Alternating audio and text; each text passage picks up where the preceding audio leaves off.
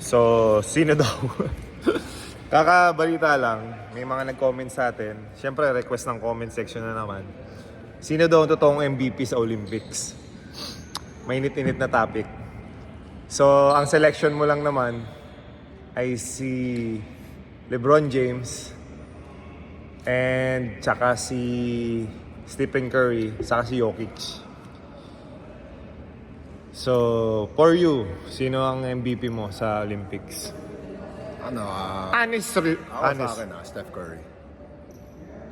No, Yeah, hands yan. down. Kasi Yan yung- sa akin, if hindi pumutok si Steph Curry, man, good chance na bronze medal lang nakuha ng US. LeBron's. Hindi pa. Baka talunin niya ng Germany. Diba? So, Dahil down na yung moral nila eh. grabe yung performance ni Steph. I don't know why everyone, I mean, it's so obvious. Kitang-kita naman eh. Grabe yung lahat ng mga tira niya na crucial, even in the finals. She's the one that put the game away. And even in Serbia, they're saying LeBron had a triple-double, right? Mm-hmm. Steph Curry had 36, 8, and 36, 8 rebounds, 9 assists. So almost triple-double din. 36 points. And crucial pa yung I mean, LeBron played well. Actually, even Embiid and Durant, all these guys, everyone stepped up. But sa akin, kung walang Steph Curry, I don't know if US would have won. So if you're about to choose kung sino yung MVP ng Olympics, Ako, Curry ako. Curry ka. Curry ako. Ikaw, Ha? Sino ba ang consistent maglaro? LeBron. Oo. Di ba? So LeBron ka, all the way. Of course. Siyempre, kung may sa akin, MVP si LeBron sa Olympics. Pero kung may finals MVP, Steph Curry. Kaso wala eh. Wala. Kasi meron doon 2 games na off night si Steph Curry. May asama ng asama ng shooting niya. Meron ata 3 out of 9, mga ganon na shooting, 2 games. So, siyempre, LeBron James tayo, lalayo ka pa. LBJ. Ayun ba yun? Ayan yung, kaya may tattoo ka dyan, LeBron James. Di ba? LeBron James consistent maglaro. At the age of 40, yun na ba, 41? 40, ayun ba, 39? 30, pinorty ko pa, 39 Kaedad ko yan, old. kaedad ko. May nabasa ko kanina. First Olympics ni LeBron 2004. Doon pa lang pinanganak si Wembanyama. Gold na siya. Di ba? So after 20 years, nagkita sila. Kalaban niya yung kapapanganak lang. Di ba? Grabe, no? Hindi, yun din mahanga mo yung LeBron James. Oo, di ba? Yung Yun eh. longevity ng katawan niya. Oo. Na yung highest level pa rin ng basketball, kahit up to 40 years old na siya. Saka leader. After 22 years na naglalaro yan. Professionally, Grabe. Parang nagbabago yung katawan eh. Siyempre, yung I think si LeBron, siguro yung hangin, medyo nasa yung talon, hindi na gano'n. Pero nakipagsabayan pa rin sa mga bata. Kita mo naman. I think si LeBron 30 years nang nakikipag-compete. Kasi feeling ko Kain 9 tayo years guys. old. Ibaan po ako. 9 years old pa lang nagko-compete. Diba? na. Yun nga, nabasa ko lang ngayon na. So, LeBron James pa rin ako. Bahala kayo dyan. Ako, Jay, do you agree with me pag sinabi ko sa'yo na ang para sa akin ang MVP? Hindi ako hater ni LeBron Hindi rin ako hater ni Stephen Curry. It doesn't mean if you choose someone that you're hating on the other guy. Exactly. Hindi So, naman ganun yun.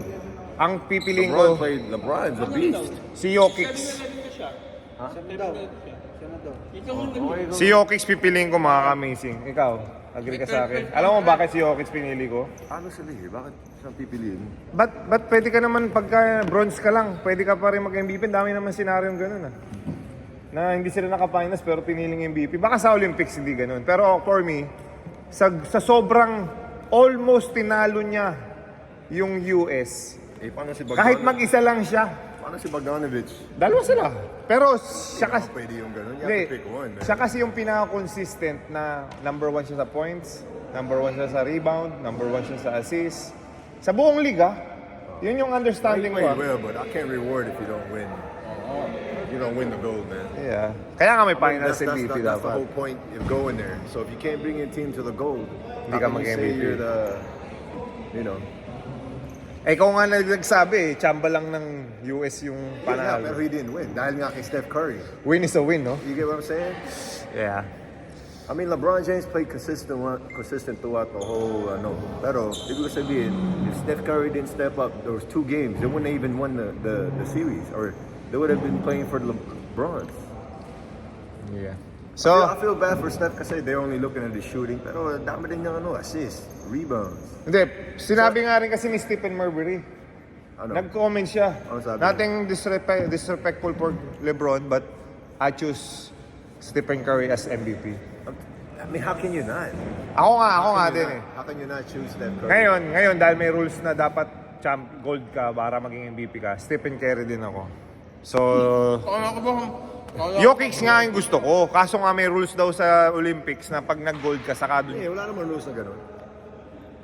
Siya sabi ko lang, but how can you reward someone pag they didn't even make it to the... Kaya nga. Diba? So, feeling ko ganun din sa Olympics. Pwede naman, kung yung pick mo, pick mo siya.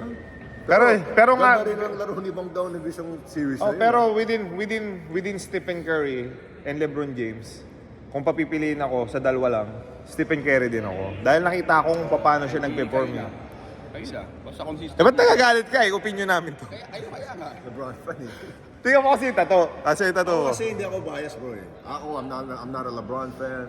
I'm not a Steph Curry fan. I just watched the game. I saw what... You appreciate the game. Yeah, I watched what they did. And Steph Curry was, man, night. Nagkaroon, nakita mo yung damit niya. Nuit. Nuit. Siguro yun yung tweet. Ano naman makasabi mo kay Wembanyama? Bata pa. Man, he's the future for sure. Grabe yung pag nagano na yung experience na tapos nagkaroon siya ng konting strength. Yung mamang strength. Alam mo yung konting muscle? Nagsalita The nga future siya. is Sabi bright niya, ahead. natutunan na daw siya sa Olympics. Yung larong Olympics, kasi first time niya eh. So, humanda raw sila kasi si Gobert may lalaro pa next ano eh. Wag na yun. Kaya si Gobert, wag mo na basalin yun. Parang papagsamahan siya tsaka si Jamal Murray sa isang team, tatanggalin daw siya. Ay, ito pa ang malupit. Si Jamal Murray nga. Nakita ko na, nirevoke na yung passport. Kawawa naman. Ang hirap naman maglaro sa Olympics, no? Dahil lang pangit yung laro niya. That's messed up. Ikaw kaya hindi ka masasaktan. Buong country magagalit sa'yo dahil masama lang yung laro. Ganun ka-importante yung world Hindi, stage, diba? in-expect kasi ng Canada. Sila yung lalaban kay US. Ha? Ako rin kala ko kasi wala Diba pag sa finals, ay lagi gumagawa. Di ba? Sobrang galing niya. Tapos, baka injured siya or something, bro. Pero pwede ba yung... Out of shape. Pwede bang yung issue ni Shai, yung kinoment niya, yun yung sa government ng Canada na i-revoke. Kaya ang magagalit si Murray kay Shai. Tama, pwede, possible. Gosh, I don't care. Kasi kung magkaibigan kayo, hindi mo naman gagawin yun. Baka hindi naman sila close. Sana hindi totoo, no? Kasi sino ba naman matutuwa tanggalin yung passport mo dahil lang masama sa basketball game mo? This is sports. May mananalo, may matatalo. So, may hope na. perfect game ka ba? Lagi? Ayaw na nasa national team ako, pangit laro ko. Oo. Kasi hindi Sabi nga nila, there's no perfect game, there's a perfect sobrang effort. pagod ako na from season. Kasi di ba diretso yun sa So lagi kami nasa finals ng time na yun eh. So straight to the finals to national team, walang pahinga. So, pagdating sa yung jet lag yun, pagod. Oo, tapos mas mahirap pa yung yung schedule sa national team.